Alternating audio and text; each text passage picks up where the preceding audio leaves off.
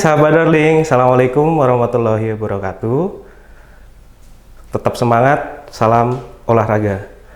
Baik, pada kesempatan kali ini Bapak akan menyampaikan materi kita yang selanjutnya yang tentang pendidikan jasmani, olahraga, dan kesehatan. Bahwasanya materi kita selanjutnya sampai ke aktivitas air atau akuatik. Nah, apa saja nih mata pelajaran atau sub pokok yang kita bahas di aktivitas air? Yang pertama adalah memahami hakikat dan manfaat renang. Yang selanjutnya memahami aktivitas pembelajaran gaya bebas, karena yang akan kita bahas pada pagi kali ini adalah tentang gaya bebas. Ada beberapa gaya dalam materi akuatik atau aktivitas renang. Yang pertama adalah gaya bebas, gaya punggung, gaya kupu-kupu, gaya dada, dan lain sebagainya. Tetapi yang akan kita bahas di sini adalah tentang gaya bebas. Nah, yang ketiga memahami dan mempraktekkan posisi badan renang gaya bebas seperti apa. Maka di sini juga nanti akan ada beberapa gambar-gambar yang mana membantu kalian untuk memahami dalam pembelajaran aktivitas ini. Yang selanjutnya memahami dan mempraktekkan gerakan kaki dan lengan renang gaya bebas. Nah, tadi sudah dibahas tentang kakinya, sekarang kita bahas tentang tadi sudah dibahas tentang gaya posisi badan, sekarang posisi kaki dan lengan. Selanjutnya memahami dan mempraktekkan pengambilan napas gaya bebas. Nah, pengambilan napas seperti apa nanti juga akan dibahas di sini.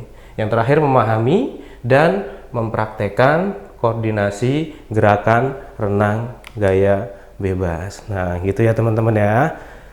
Selanjutnya yang akan kita bahas pengertian. Nah, apa sih pengertian renang itu?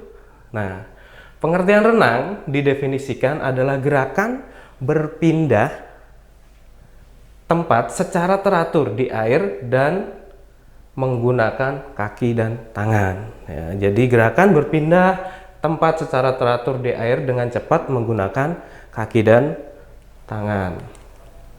Nah, kita lihat nih manfaatnya. Apa saja manfaat berenang untuk kehidupan kita sehari-hari? Yang pertama adalah meningkatkan fungsi peredaran darah. Nah, kalau peredaran darah kita tidak lancar, maka yang paling mudah diketahui adalah kita gampang kesemutan. Karena darah itu sangat penting sekali untuk tubuh kita.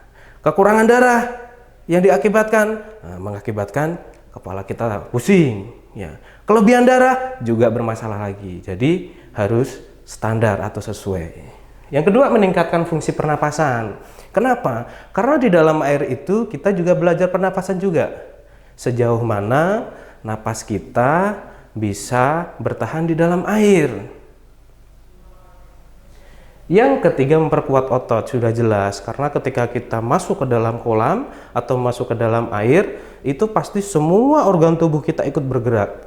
Itulah kenapa bisa memperkuat otot. Nah, yang B nih, pengaruh renang terhadap psikologis atau kejiwaan.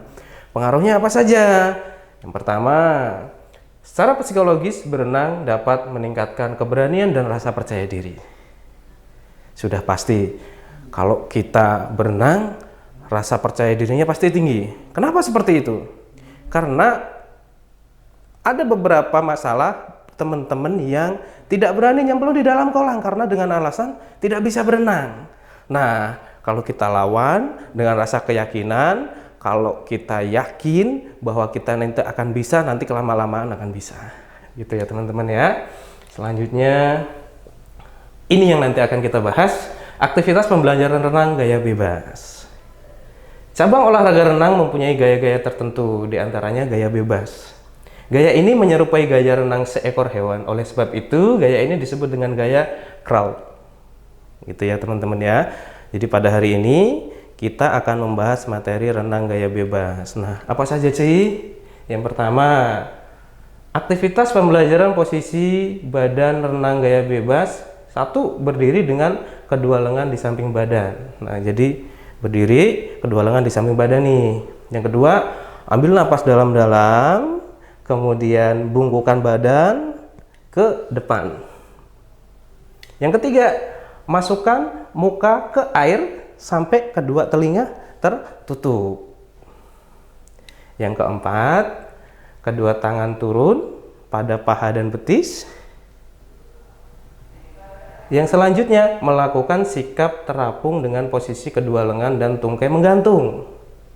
Nah, yang terakhir, angkat kepala ke atas agar kedua kaki menyentuh lantai. Nah, teorinya seperti itu.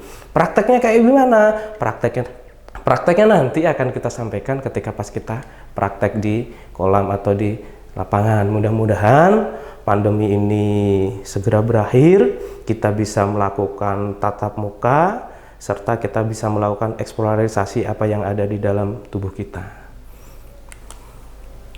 Kemudian gerakan kaki pada renang gaya bebas berperan sebagai tenaga pendorong. Jadi semua anggota tubuh itu bermanfaat. Baik teman-teman, tadi yang kita bahas tentang gerakan kakinya seperti apa di dalam gaya renang gaya bebas. Nah, sekarang yang kita bahas adalah gerakan lengan pada renang gaya bebas. Lengan berperan sebagai tenaga pendorong atau penggerak di samping sebagai pengatur keseimbangan. Karena segala sesuatu yang ada di dalam tubuh kita, kalau kita udah berbicara tentang aktivitas air, maka semuanya itu berfungsi atau bermanfaat. Nah, yang terakhir nih, pengambilan napasnya renang gaya bebas. Seperti apa nih pengambilan napasnya? Yang pertama, pernapasan dilakukan dengan memutar kepala ke kiri dan ke kanan. Ya, kalau misalkan tangan kita menggunakan tangan kanan, maka kepala kita yang agak ditengok ke kiri. Kalau tangan kiri, maka ke kanan. Yang kedua, gerakan dilakukan secara bersamaan ketika lengan searah dengan arah putaran kepala, berada di belakang samping tubuh yang tadi udah Bapak jelasin ya. Yang ketiga, latihan dikombinasikan dengan gerakan lengan agar dapat mengatur irama pengambilan napas. Jadi kombinasinya harus pas biar pengambilan napasnya enak dan nyaman. Yang terakhir, pengambilan udara dilakukan dengan mulut untuk menghindari masuknya air ke hidung. Makanya pengambilannya lewat mulut.